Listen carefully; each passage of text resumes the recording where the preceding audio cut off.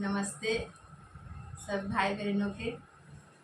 हम लोग के अगर गीत आप लोगों का अच्छा लगे तो ज़रूर कमेंट कीजिएगा और सब्सक्राइब करके हम लोग को सपोर्ट कीजिएगा। आप लोग से विनती है। आइए झूमर गीत है जो हम लोग गाने जा रहे हैं, बहुत सुंदर ही गीत है, तो सुनिएगा ज़रूर। मोर पिछुआरिया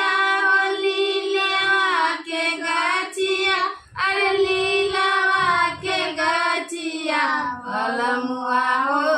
लीला रंगा चुनारी रंगा, मोर बलमुआ हो लीला रंगा चुनारी मांगा, मोर बलमुआ हो लीला रंगा चुनारी से जरो नहीं जाला,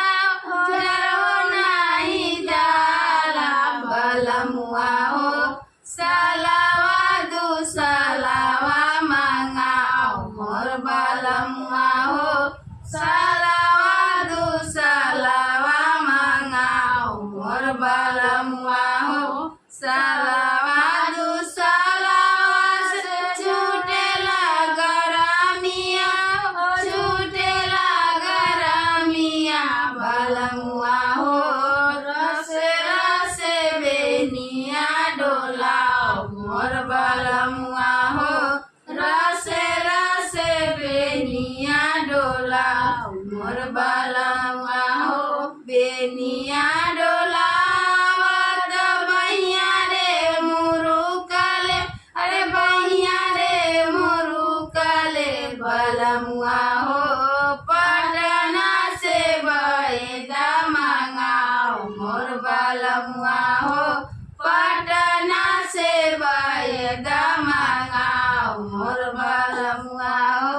बहेदा जे मांगेला 60 रे रुपैया, अरे 60 रे रुपैया बलमुआ हो गलवा के मुहारा बाजाए, मोर बलमुआ हो गलवा के मुहारा बाजाओ, मोर बलमुआ हो मुहारा बाजावते अखिया रे निकाले, अखिया रे उलटले बलमुआ रे मेहारी भाई ले जीव के काल, मोर बलमुआ हो मेहारी भाई ले जीव के काल, मोर बलमुआ हो मेहारी भाई ले जीव के काल, मोर बलमुआ हो।